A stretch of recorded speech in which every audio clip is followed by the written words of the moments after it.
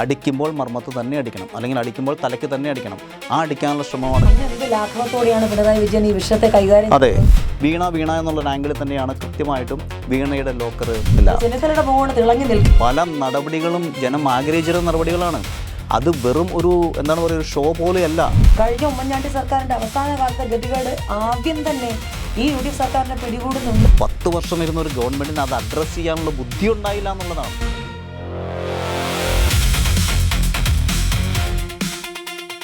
വാർത്താ മണിക്കൂറിലൂടെ കേരളം കടന്നു പോവുകയാണ്. ചാനൽ റൂമുകളിലെ വാർ റൂമുകൾക്കും അപ്പുറം സാധാരണ ജനം ചോദിക്കുന്ന ഒരുപാട് ചോദ്യങ്ങളുണ്ട്, ആ സംശയങ്ങളുണ്ട്. അതിന് ചില ഉത്തരങ്ങളും ചോദ്യങ്ങളുമായി ഞങ്ങളും ഇതാ നിങ്ങളോടൊപ്പം ചേരുകയാണ്. എന്നോടൊപ്പം ഉള്ളത് ശ്രീ KK സുനിൽ, എൻ്റെ സഹപ്രവർത്തകനും മുതിർന്ന മാധ്യമ പ്രവർത്തകനുമായ KK സുനിലിനൊപ്പം ഞാൻ ലക്ഷ്മി മോഹൻ. മംഗളം TV-യിലേക്ക് എല്ലാ പ്രേക്ഷകർക്കും സ്വാഗതം. ശ്രീ സുനിൽ, അതിന്റെ ശ്രീ സുനിൽ എന്ന് പറയുന്നതിനേക്കാളും KK സുനിൽ എന്ന് പറയുന്നതാണ്. തീർച്ചയായിട്ടും. അപ്പോൾ നമ്മൾ ഈ വാർത്തകളിലൂടെ കടന്നു പോകുമ്പോൾ നമ്മൾ രണ്ടുപേരെ സംബന്ധിച്ചും നീണ്ട ഒരു ഇടവേളയ്ക്ക് ശേഷമാണ് നമ്മൾ വീണ്ടും സജീവമായി ഒന്നിച്ചൊരേ ഫ്ലോറിലേക്ക്. തീർച്ചയായിട്ടും ഏതാണ്ട് ഒരു 10 വർഷത്തെ ഇടവേള. അതെ, നീണ്ട 10 വർഷത്തെ ഇടവേള. 2016-17 നമ്മൾ മംഗളത്തിലൂടെ അന്ന് കൊച്ചിയിൽ നടി ആക്രമിക്കപ്പെട്ട സംഭവമൊക്കെ കത്തി നിൽക്കുന്ന സമയത്ത് നമ്മൾ അന്ന് തുടങ്ങിയത്. പിന്നെ മിഷേൽ ഷാജിയുടെ തിരോധാനം, ക്രൈം സ്റ്റോറികളുടെ ഒരു പരമ്പര തന്നെ. ഈ 10 വർഷത്തിന് ശേഷം ഈ വാർത്താ റൂമിലേക്ക് എത്തുമ്പോൾ എന്താണ് ആദ്യമായി പ്രേക്ഷകരോട് പറയാനുള്ളത്? പ്രത്യേകിച്ചും ട്രോളുകളിലൊക്കെ ഇപ്പോഴും KK സുനിലിന്റെ വാക്കുകൾ നിറഞ്ഞോടുന്നു എന്നുള്ളത് നമ്മൾ ആരും മറന്നിട്ടില്ല. പെട്രോളിന്റെ വില എപ്പോൾ കൂടിയാലും അപ്പോഴൊക്കെ അന്നത്തെ KK സുനിലിന്റെ വാക്കുകൾ സോഷ്യൽ മീഡിയ ഇപ്പോഴും എടുത്തിട്ട് അലക്കാറുണ്ടെന്നുള്ളതാണ്. നമ്മൾ ഇന്നത്തെ മാധ്യമപ്രവർത്തനത്തിന്റെ ഒരു സ്റ്റൈലൊക്കെ മാറിപ്പോയി. മാധ്യമപ്രവർത്തകർ തന്നെ പരസ്പരം പോരാളികളായി മാറുന്നതും അവർ തന്നെ അതിഥികളെക്കാളും അതിവേഗത്തിൽ രാഷ്ട്രീയ ആരോപണ പ്രത്യാരോപണങ്ങളൊക്കെ തൊടുത്തുവിടുന്നതാണ് നമ്മൾ കാണുന്നത്. ഈ 10 വർഷം കൊണ്ടുള്ള ഈ മാറ്റത്തെ വിലയിരുത്തി നമുക്ക് തുടങ്ങാം. എന്ത് തോന്നുന്നു? എത്ര വർഷം മാറിയാലും മാധ്യമപ്രവർത്തകർ തന്നെ ആയിരിക്കും എന്നുള്ളതാണ് എനിക്ക് മനസ്സിലായിട്ടുള്ള കാര്യം. അത് നമ്മുടെ ഒരു ജീനിലോ ജനുസിലോ ഒക്കെ ഉള്ള ഒരു സംഭവമാണ്.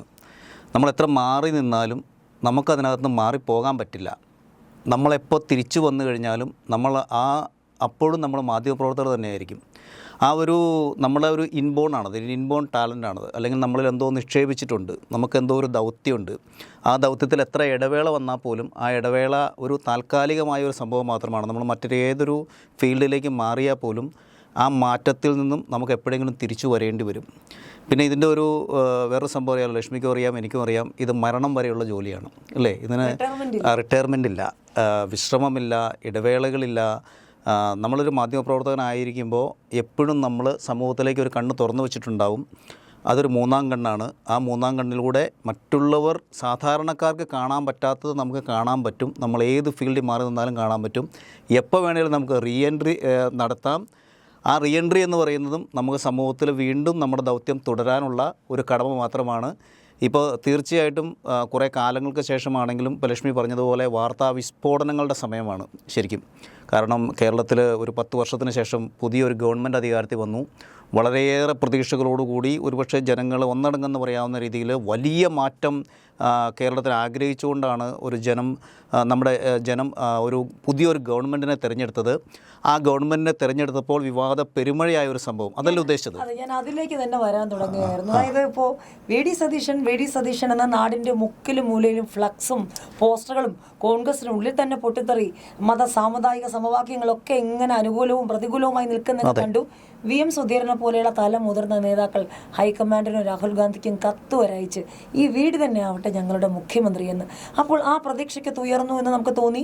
നയപ്രഖ്യാപനം കൊള്ളാം, ഗ്യാരണ്ടികളൊക്കെ സൂപ്പറാണ്, ബജറ്റും കുഴപ്പമില്ലാന്നപ്പോഴാണ് പൊട്ടിത്തെറികളുണ്ട്. ഒരുപക്ഷെ രസം ഞാൻ ഇടപെട്ട് തന്നെ പറയുകയാണ്. ഒരുപക്ഷെ രസം എന്തെന്ന് വെച്ച് കഴിഞ്ഞാൽ നമുക്ക് കഴിഞ്ഞ 10 വർഷം അപ്പുറത്ത് നോക്കുമ്പോൾ ഒരു കട്ടൗട്ടർ മാത്രമേ ഉണ്ടായിരുന്നുള്ളൂ, അത് പിണറായി വിജയനായിരുന്നു.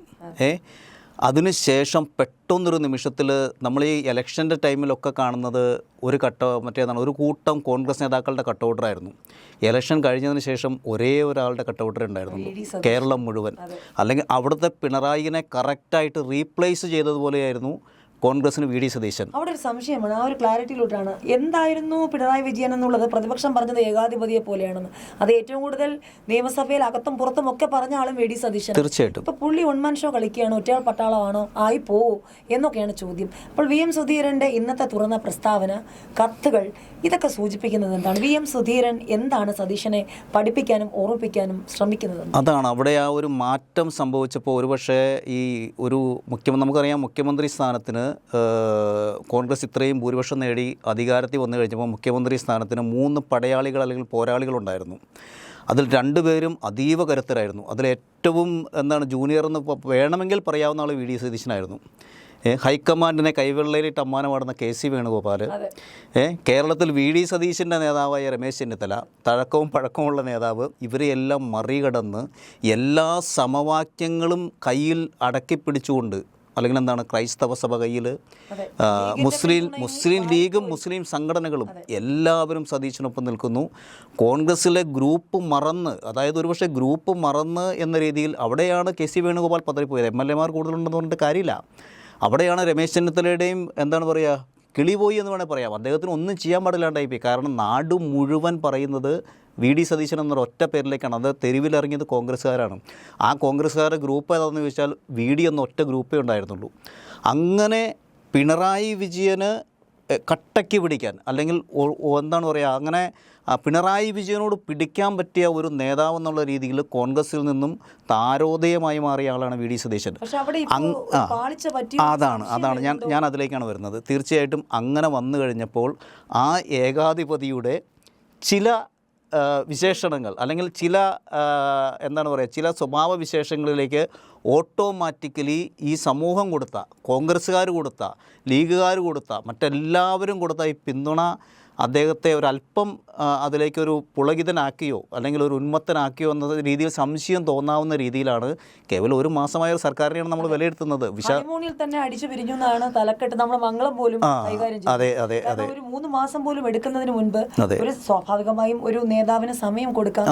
അനുഭവ സമ്പത്ത് മന്ത്രി എന്ന നിലയിലും മുഖ്യമന്ത്രി എന്ന നിലയിലൊന്നും സതീശനില്ല. മറ്റു പദവികളിലൊക്കെ അദ്ദേഹം നിയമസഭയിലൊക്കെ കത്തിക്കയറിയിട്ടുണ്ടെങ്കിലും, പക്ഷെ ഇത് മദ്യനയം പോലൊരു വിഷയം വരുമ്പോൾ എങ്ങനെയാണോ സതീശൻ അതിനെ കൈകാര്യം ചെയ്യേണ്ടത്? പ്രത്യേകിച്ചും പ്രതിപക്ഷം അടിക്കാനുള്ള വടി വാങ്ങി കൊടുത്തു സതീശൻ എന്നുള്ളതിനേക്കാളേറെ ഭരണപക്ഷം തന്നെ അടിക്കുന്നു. യഥാർത്ഥത്തിൽ നമ്മൾ നോക്കുവാണെങ്കിൽ യഥാർത്ഥത്തിൽ പ്രതിപക്ഷമല്ല പ്രതിപക്ഷം. സതീശൻ്റെ പ്രശ്നം പ്രതിപക്ഷമോ പ്രതിപക്ഷ നേതാവോ അല്ല. കാരണം പ്രതിപക്ഷമോ ഒരുപാട് ലൂപ്പ് ഹോൾസ് ഇട്ട് കൊടുത്തിട്ടുണ്ട്. മദ്യനയത്തിലാണെങ്കിലും അവർ ചെയ്തു വെച്ച കുറേ കാര്യങ്ങളുണ്ട്. സതീശന് കൃത്യമായിട്ടും അവരെ ടാർഗറ്റ് ചെയ്യാം, അടിക്കാനുള്ള പോയിൻ്റുണ്ട്. PM ശ്രീയിലാണെങ്കിലും കൃത്യമായിട്ടും LDFന് പരിമിതികളുണ്ട് എതിർക്കുന്നതിനാണെങ്കിൽ പോലും. അവർ കുറേ കാര്യങ്ങൾ ചെയ്തു വെച്ചിട്ടുണ്ട്. അതിൻ്റെ തുടർച്ച എന്ന് പറഞ്ഞാൽ, അല്ലെങ്കിൽ കൃത്യമായിട്ടും അറ്റാക്ക് ചെയ്ത് പിടിച്ചു നിൽക്കാം. സതീശനെ സംബന്ധിച്ച് സതീശൻ്റെ പ്രശ്നം, സതീശൻ്റെ പാർട്ടിക്കുള്ളിൽ സതീശൻ ഉയർന്നു വന്ന എതിർപ്പാണ്. അത് VM സുധീറിനെ പോലെ ഒരാൾ മാത്രമല്ല, എക്സൈസ് മന്ത്രിയെ മറികടന്നു എന്നുള്ള ആക്ഷേപം, രമേശ് ചെന്നിത്തലയടക്കം ഒറ്റയടിക്ക് കൂടെ നിൽക്കാൻ പറ്റാത്ത അവസ്ഥ, അദ്ദേഹത്തിൻ്റെ കൂടെയുള്ളവർക്ക് പോലും അദ്ദേഹത്തിൻ്റെ കൂടെ നിൽക്കാൻ പറ്റുന്നില്ല. അതിന് പ്രധാനമായൊരു കാരണം സാമുദായിക സംഘടനകൾ ഈ ഇലക്ഷനിൽ നിർണായകമായ ഘടകമായിരുന്നു. നിരന്തരമായി ഇപ്പോൾ VM സുധീരൻ പോലും രമേശ് ചെന്നിത്തലയെ പ്രശംസിച്ചിരിക്കുകയാണ് തൂഫാൻ. പക്ഷേ സതീശന് പ്രഹരമാണ് കിട്ടുന്നത്. അതെ, ശരിക്കും പറഞ്ഞാൽ അതൊരു വലിയ ഒരു ഘടകം തന്നെയാണ്. കാരണം ഇത് രണ്ടും വലിയ കോൺട്രാഡിക്ടറി തന്നെയാണ്. നമ്മൾ എന്തൊക്കെ പറഞ്ഞു കഴിഞ്ഞാലും തൂഫാൻ എന്ന് പറയുന്ന ഒരു സംഭവം, ഒരുപക്ഷെ രമേശ് ചെന്നിത്തല ഇന്ന് കേരളത്തിലെ ഏറ്റവും മികച്ച രീതിയിൽ ശോഭിക്കുന്ന മന്ത്രി എന്ന് ചോദിച്ച് ഞാൻ ജനം പറയുന്ന പേരേതായിരിക്കും? രമേശ് ചെന്നിത്തല എന്ന് പറയും. അദ്ദേഹത്തിൻ്റെ പല നടപടികളും ജനം ആഗ്രഹിച്ചിരുന്ന നടപടികളാണ്. അത് വെറും ഒരു ഒരു ഷോ പോലെയല്ല, കൃത്യമായിട്ടും ഗ്രൗണ്ടിൽ അത് നടക്കുകയാണ്.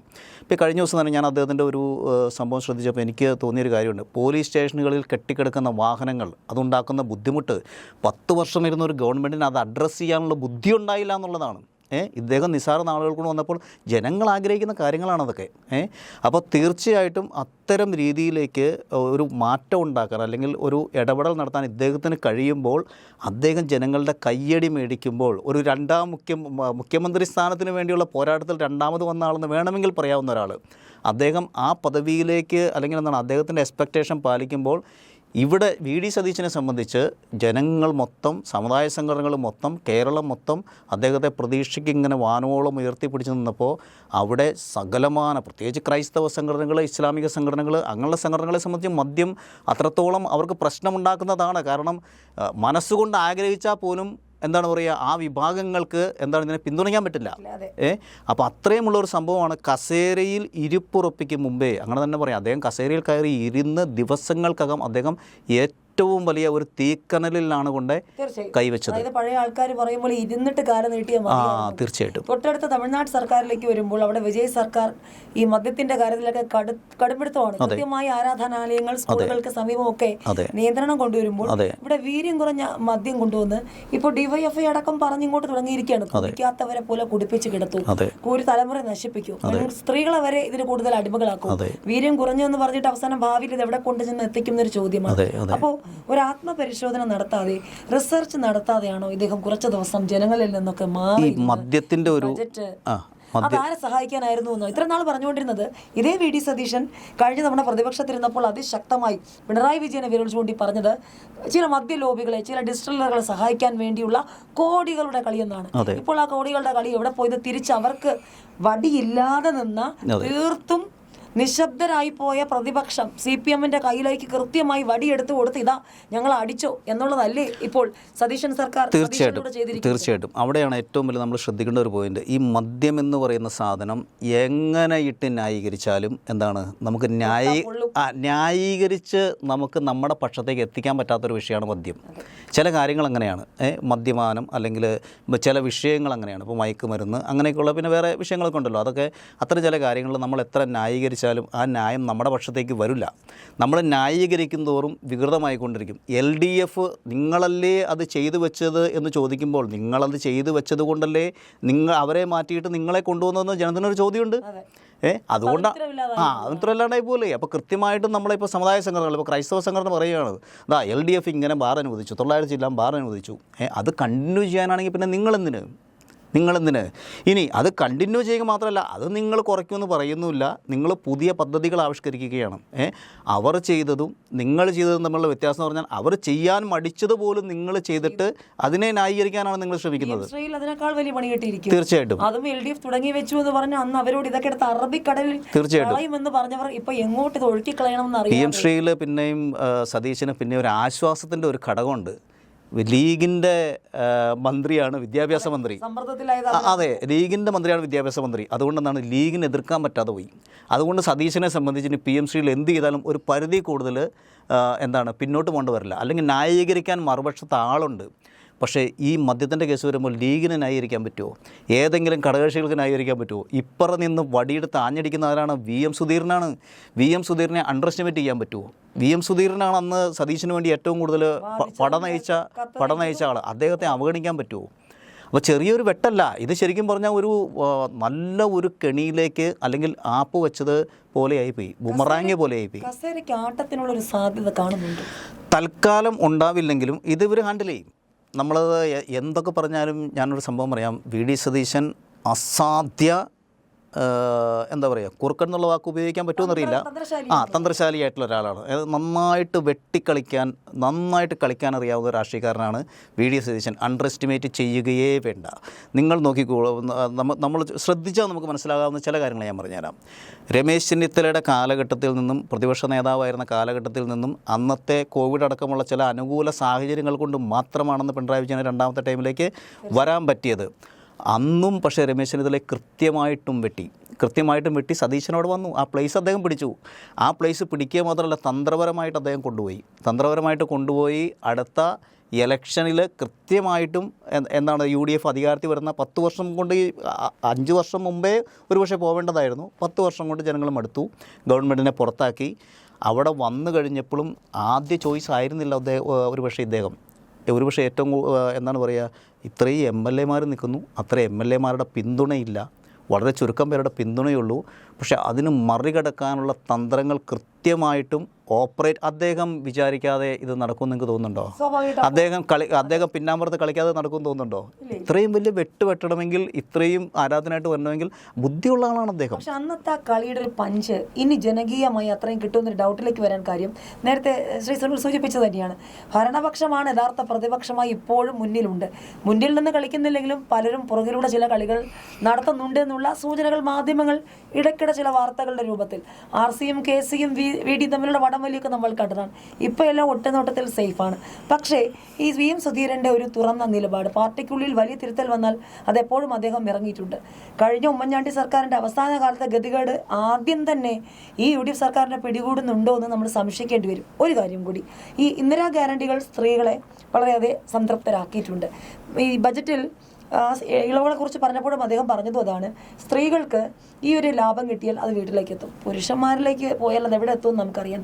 അതേ ആൾ തന്നെയല്ലേ മദ്യനയത്തിലൂടെ സ്ത്രീകൾക്കൊരു സാമൂഹിക വിപത്ത് ഉണ്ടാക്കി കൊടുക്കുന്നതെന്നൊരു ചോദ്യം സ്ത്രീ സമൂഹം അഡ്രസ്സ് ചെയ്യുന്നൊരു സമയമാണ്. അങ്ങനെയെങ്കിൽ ഇനിയൊരു ആട്ടം വന്നാൽ ആ കസേരയെ പിടിച്ചു നിർത്താൻ ഇതുപോലെ ഫ്ലക്സും ബോർഡും ബാനറും സ്ത്രീകളൊക്കെ ഇറങ്ങുമെന്ന് തോന്നുന്നു. ഇനി ഒരു ഫ്ലക്സും ഉണ്ടാവില്ല എന്നുള്ളവരും ഉറപ്പാണ്. അതിന് പ്രധാന കാരണം ഈ ഇലക്ഷന് ശേഷം ഒരു പക്ഷേ VD സതീശനെ സംബന്ധിച്ച് അന്ന് VD സതീശൻ തന്നെയായിരുന്നു താരം, ഏകതാരകമായിരുന്നു. അവിടെ രമേശ് ചെന്നിത്തല ചിത്രത്തിൽ പോലും ഉണ്ടായിരുന്നില്ല. KC വേണുഗോപാലും ചിത്രത്തിലുണ്ടായിരുന്നില്ല. പക്ഷേ ഇനി അന്ന് ക്രൈസ്തവ സഭകളോ അല്ലെങ്കിൽ മുസ്ലിം സംഘടനകളോ കേരളത്തിലെ കോൺഗ്രസ്സുകാരോ പൊതുസമൂഹമോ നിഷ്പക്ഷമായിട്ട് ചിന്തിച്ചവരെല്ലാം ഒറ്റ പേരിലായിരുന്നു. ആ പേരിൽപ്പെട്ടവർ ഇന്ന് വിഭജിച്ചു പോയിട്ടുണ്ട്. ഇന്ന് സതീശനെ സംബന്ധിച്ച് അദ്ദേഹത്തിന് വേണ്ടിയിട്ട് ഇത് ന്യായീകരിക്കുവാൻ ശ്രമിക്കുന്നത് പോലും വളരെ പരിമിതമായ കോൺഗ്രസ്സുകാരാണ്. പിന്നെ സതീശൻ അദ്ദേഹത്തിൻ്റെ കസേര കൃത്യമായിട്ട് ഉറപ്പിക്കാൻ വേണ്ടി ആദ്യമേ തന്നെ കൃത്യമായിട്ട് അദ്ദേഹത്തിന് ചെയ്യാവുന്നൊരു കാര്യം അദ്ദേഹം ചെയ്തു വെച്ചിട്ടുണ്ട്. അദ്ദേഹം രമേശ് ചെന്നിത്തല ആഭ്യന്തര വകുപ്പ് ചോദിച്ചപ്പോൾ തന്നെ അദ്ദേഹം പറഞ്ഞു എടുത്തോളാൻ പറഞ്ഞു. എനിക്കത് കുഴപ്പമില്ല എന്ന് പറഞ്ഞു. കാരണം എന്താണ്, രമേശ് ചെന്നിത്തല ആഭ്യന്തര വകുപ്പ് കിട്ടാതെ പുറത്ത് നിന്ന് കഴിഞ്ഞാൽ അപ്പുറം NSS, SNDP, അത് വേറൊരു സമവാക്യം തന്നെയാണത്. ആ സമവാക്യം കൃത്യമായിട്ടും വർക്കൗട്ട് ചെയ്യും. ഇപ്പോൾ കൃത്യമായിട്ടും ക്രൈസ്തവ സഭകൾ അല്ലെങ്കിൽ മുസ്ലിം എന്നുള്ള ഒരു ചാപ്പകുത്തൽ അവിടെ വരും. അപ്പുറം കൃത്യമായിട്ട് NSS ഓപ്പറേറ്റ് ചെയ്യും, SNDP ഓപ്പറേറ്റ് ചെയ്യും. രമേശ് ചെന്നിത്തല ആ ഓപ്പറേഷൻ നടക്കുമായിരുന്നു. പക്ഷേ രമേശ് ചെന്നിത്തല ഇപ്പോൾ ഒരു പരിധിവരെ തൃപ്തനായതുകൊണ്ട് തൽക്കാലം പ്രശ്നങ്ങളുണ്ടാവാൻ സാധ്യതയില്ല. പക്ഷേ ഒരു 2-3 ഇയേഴ്സ് കഴിയുമ്പോൾ ഒരു പക്ഷേ KC വേണുഗോപാൽ വീണ്ടും രംഗപ്രവേശം ചെയ്യാനുള്ള സാധ്യതയൊന്നും തള്ളിക്കളയാൻ പറ്റില്ല. അതിനുള്ള വെടിമരുന്ന് ആദ്യഘട്ടത്തിൽ തന്നെ, പ്രത്യേകിച്ച് എം ലിജു ആണ് എക്സൈസ് മന്ത്രി. അതെ ലിജു ഒക്കെ KC വേണുഗോപാലിന് വേണ്ടി ശക്തമായി വാദിച്ച ആളാണ്. അതെ. അപ്പോൾ അതുകൊണ്ട് സതീശനെ സംബന്ധിച്ച് സതീശന് കോംപ്രമൈസ് വേണ്ടി വരും. കോംപ്രമൈസ് ചെയ്യാതെ സതീശന് അധികകാലം മുന്നോട്ട് പോകാൻ പറ്റുമെന്ന് തോന്നുന്നില്ല. പിന്നെ ഇങ്ങനെയുള്ള അപകടം പിടിച്ച സാധനങ്ങളിലേക്ക് പോകുമ്പോൾ ശ്രദ്ധിച്ച് തന്നെ പോകുന്നതായിരിക്കും അദ്ദേഹത്തിന് നല്ലത്. അദ്ദേഹത്തിൻ്റെ ഏറ്റവും വലിയ ഉറച്ച പിന്തുണ എന്ന് പറയുന്നത് ചില പ്രത്യേക സമുദായ സംഘടനകൾ തന്നെയാണ്. ആ സമുദായ സംഘടനകളെ പിണക്കി കഴിഞ്ഞാൽ അദ്ദേഹത്തിൻ്റെ നിലനിൽപ്പ് തന്നെ അപകടത്തിലാവുന്ന കാര്യത്തിലും സംശയമൊന്നുമില്ല. അതായത് നമുക്ക് ഈ ഒരു വിഷയത്തിൽ ഒരു കൺക്ലൂഷനിലേക്ക് വന്നാൽ പൂക്കിയായി തുടങ്ങിയ VD സതീശനെ ഇപ്പോൾ മറ്റാരെങ്കിലും ഒക്കെ തൂക്കുമോ എന്നുള്ളതാണ് സംശയം. തൂക്കുക എന്ന് പറയുമ്പോൾ രാഷ്ട്രീയമായി കോട്സിലാണ് കേട്ടോ. ഇവിടെ ഏറ്റവും ഒടുവിൽ ശ്രീ KK സുനിൽ പറഞ്ഞു നിർത്തിയതുപോലെ ഇന്നലെ വരെ ചേർത്ത് നിർത്തിയവരൊക്കെ തള്ളി പറഞ്ഞാൽ കാര്യങ്ങളൊക്കെ തൃശങ്കുവിലാകുമെന്നും പറയേണ്ടി വരും.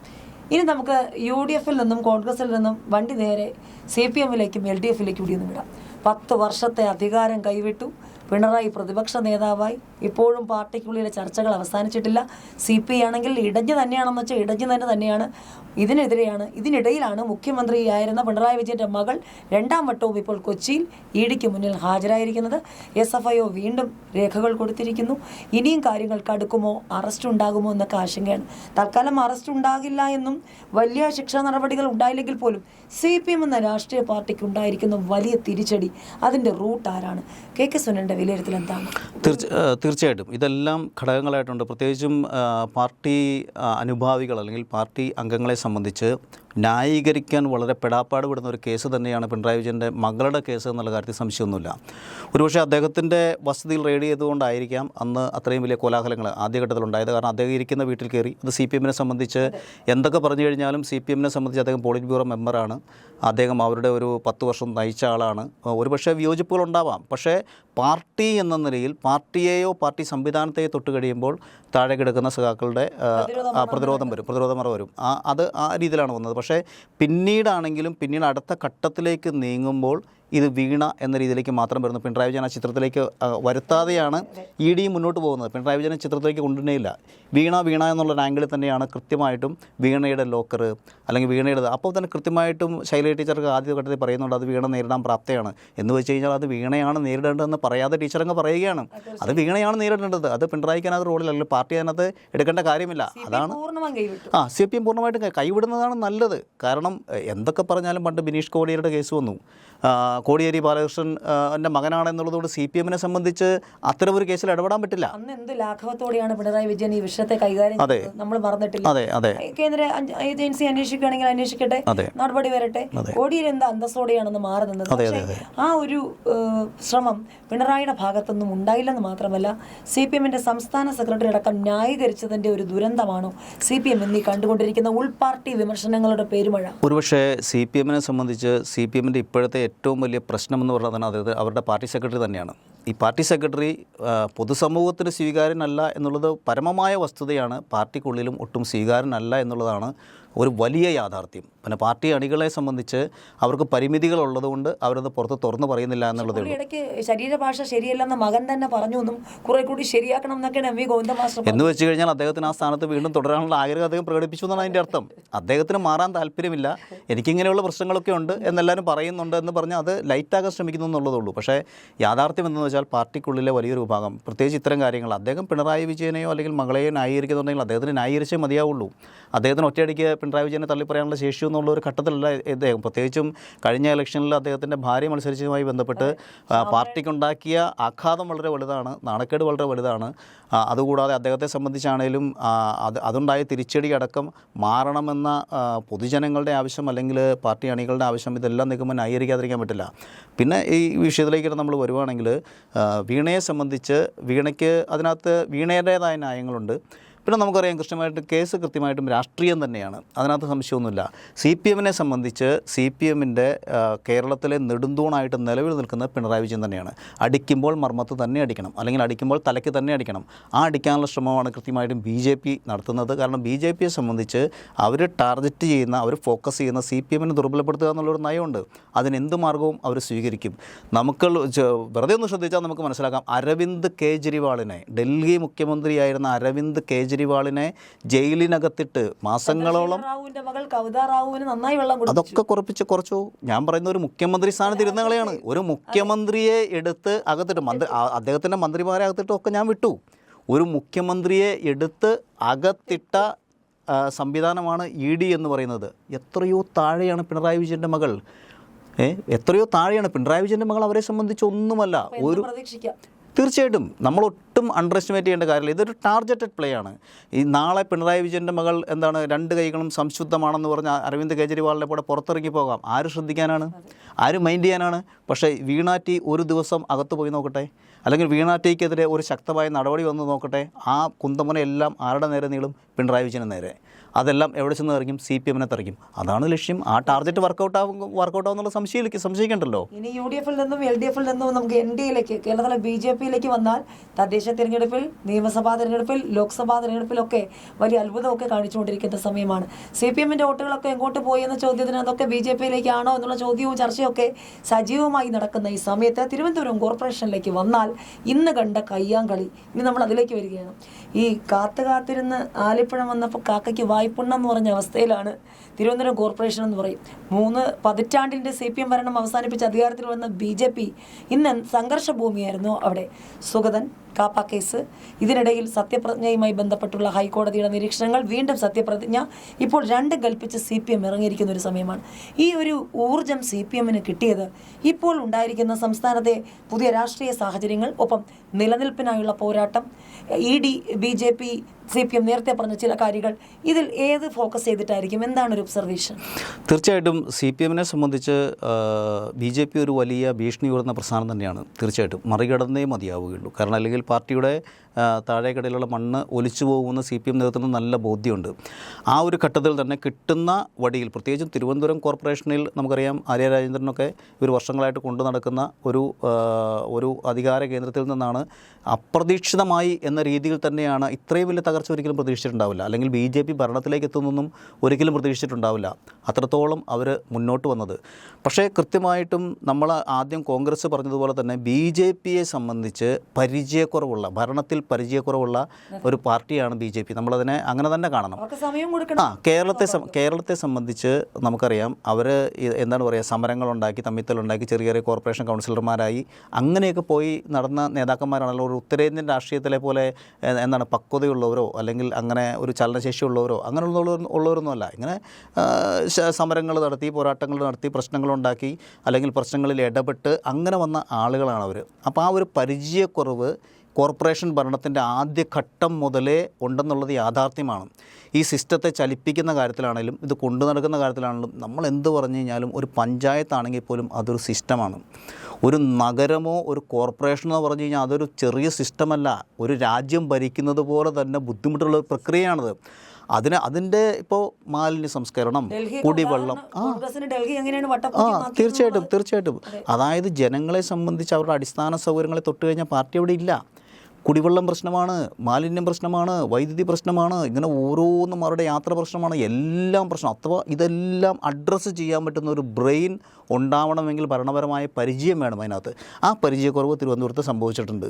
അതിൻ്റെ പുറമെയാണ് കൂരിന്മേൽ കുരു പോലെ ഇതുപോലൊരു കാപ്പ കേസ് പ്രതി അദ്ദേഹം കൃത്യമായിട്ടും അടുത്ത കേസുകളിൽ ചെന്ന് ചാടുന്നു, അനാവശ്യമായ പ്രശ്നങ്ങളിലേക്ക് വരുന്നു. അദ്ദേഹത്തെ കോർപ്പറേഷൻ കൗൺസിലർ, പക്ഷേ അദ്ദേഹത്തെ പോലെ ഒരാളെ കോർപ്പറേഷൻ കൗൺസിലറാക്കിയത് തന്നെ BJPക്ക് തെറ്റിയെന്നുള്ള അഭിപ്രായം എനിക്കുള്ളത്. കാരണം അങ്ങനത്തെ ഒരാളെ ആക്കാൻ പാടില്ല. അതൊന്നും കൊടുക്കുന്ന നല്ല മെസ്സേജുകളോ നല്ല സൂചനകളോ അല്ല. അത് മറ്റ് രാഷ്ട്രീയ പാർട്ടികൾ ഏതെങ്കിലും ഒരു കേസുള്ളവരെ, ക്രിമിനൽ കേസുള്ളവരെ ഇത് ചെയ്യുമ്പോൾ അതും മോശം. അങ്ങനെ ഇത്തരം ബാക്ക്ഗ്രൗണ്ടുള്ള ആളുകളൊന്നും ഒരിക്കലും പ്രത്യേകിച്ചും ജനപ്രതിനിധികളായിട്ട് വരാൻ പാടില്ല. BJPയെ സംബന്ധിച്ച് ആ വാർഡിൽ ഒരുപക്ഷെ മറ്റൊരാളെ നിർത്തിയാലും അന്നത്തെ സാഹചര്യത്തിൽ ചിലപ്പോൾ ജയിച്ചു വരും. അപ്പോൾ ഈ തലവേദനകളൊന്നുമില്ല. ഇപ്പോൾ ജയിലിൽ കിടക്കുന്ന ഒരാൾ ഇപ്പോൾ തൃശ്ശങ്കൂരായി നിൽക്കുന്ന ഒരു ഭരണത്തിൻ്റെ അവസ്ഥ എന്ന രീതിയിലേക്ക് കാര്യങ്ങളെത്തി. ഒരു സീറ്റ് മാറി മറിഞ്ഞ കാര്യം മുഴുവൻ കൈവിട്ട് പോകും, പറയാൻ പറ്റില്ല. സ്വതന്ത്രൻ മാറിയാൽ അവിടുന്ന് ഭരണം തന്നെ പൂർണ്ണമായും പോകുന്ന അവസ്ഥ. തീർച്ചയായിട്ടും ഹൈക്കോടതിയിലേക്ക് നിയമ നടപടികളിലേക്കൊക്കെ കാര്യങ്ങൾ നീങ്ങിയിരിക്കുകയാണ്. SP ദീപക് പറഞ്ഞത് ഡെപ്യൂട്ടി മേയറൊക്കെ രാജിവെക്കണമെന്നുള്ള അവസ്ഥയാണ്. മാത്രമല്ല കയ്യാങ്കളിക്കുടിവിൽ ഇപ്പോൾ ആശുപത്രിയിൽ പ്രവേശിപ്പിച്ചിരിക്കുന്ന അവസ്ഥയിലാണ് എല്ലാ കൗൺസിലർമാരും ബഹുഭൂരിപക്ഷം എന്നാണ്. അപ്പോൾ അങ്ങനെയെങ്കിൽ ഇതൊരു ഞാണിമേ കളിയല്ലേ? ഹൈക്കോടതി നിയമ പോരാട്ടത്തിലേക്ക് ഇനിയും പോയാൽ BJPയെ സംബന്ധിച്ച് തിരുവനന്തപുരം കോർപ്പറേഷൻ കയ്യാലപ്പുറത്തെ തേങ്ങയാവും. അല്ല, അത് സംശയമൊന്നുമില്ല. കാരണം എന്ന് വെച്ച് കഴിഞ്ഞാൽ ഒന്ന് ചില കാര്യങ്ങളിൽ അവധാനതയോടുകൂടി കൈകാര്യം ചെയ്യേണ്ട ചില വിഷയങ്ങളെ വൈകാരികമാക്കാൻ ശ്രമിക്കുമ്പോൾ ഉണ്ടാകുന്ന പ്രശ്നമാണ്. അപ്പോൾ ആ രാഷ്ട്രീയ അവധാനത BJPക്ക് ഉണ്ടാവാതെ പോയി എന്നുള്ളത് കൊണ്ടാണ് ഈ നാടകങ്ങളിലേക്ക് വീണ്ടും പോയതും. ഒരുപക്ഷേ ഇത് പ്രശ്നം എന്താണ്, ഭരണം മര്യാദയ്ക്ക് നടക്കേണ്ട ഒരു ഘട്ടത്തിൽ ഭരണം മര്യാദയ്ക്ക് നടക്കാൻ പറ്റാതെ ഇത്തരം കാര്യങ്ങളൊക്കെ ശ്രദ്ധിക്കേണ്ടി വരും. അപ്പോൾ എന്താണ് അടിസ്ഥാനപരമായി ഇപ്പോൾ BJP മുഴുവൻ കോർപ്പറേഷനിൽ തൊടുന്നതിലെല്ലാം പ്രശ്നങ്ങളാവുന്നു, വിവാദങ്ങളുണ്ടാവുന്നു, ഇതുപോലുള്ള പ്രശ്നങ്ങളിലേക്ക് പോകുന്നു. ഭരിക്കാൻ അവിടെ സമയം. അതിനു മുമ്പ് ചില മാതൃകകളായിട്ടുള്ള ഭരണം നടന്നിട്ടുണ്ട്. അവിടെയാണ് പ്രശ്നം. അതിനെ മറികടക്കുമ്പോൾ മാത്രമേ പിടിച്ചു നിൽക്കാൻ പറ്റുള്ളൂ. അല്ലാതെ വന്നു കഴിയുമ്പോൾ ഭരണത്തെക്കുറിച്ചോ അല്ലെങ്കിൽ ഇവരെക്കുറിച്ചോ ഉണ്ടാകുന്ന ഒരു മാറ്റത്തിന് വേണ്ടി വോട്ട് ചെയ്ത ജനങ്ങൾ ഇവരെ മാറ്റാൻ ആഗ്രഹിക്കുന്ന അവസ്ഥയിലേക്ക് വരും എന്നുള്ള ഒരു യാഥാർത്ഥ്യം BJP തിരിച്ചറിയുന്ന വളരെ നന്നായി. വളരെ സന്തോഷം. കാര്യം ഒരു നീണ്ട ഗ്യാപ്പിന് ശേഷം നമ്മൾ കേരളത്തിലെ 3 രാഷ്ട്രീയ പാർട്ടികളുടെയും മുന്നണികളെയും രാഷ്ട്രീയ സാഹചര്യമൊക്കെ വിശകലനം ചെയ്തു. അതിൽ കാഷ്വൽ ടോക്ക് ഉണ്ടായിരുന്നു, സീരിയസ് ടോക്ക് ഉണ്ടായിരുന്നു. എന്തായാലും ഞങ്ങൾ ഇവിടെ നിർത്തുന്നില്ല. ഈ ലൂസ് ടോക്കുകളുമായി, കാഷ്വൽ ടോക്കുകളുമായി, നിങ്ങളുടെ വിഷയങ്ങളുമായി ഞങ്ങൾ വീണ്ടും വരും. ഇനി ഞങ്ങളും പറയട്ടെ. തീർച്ചയായിട്ടും.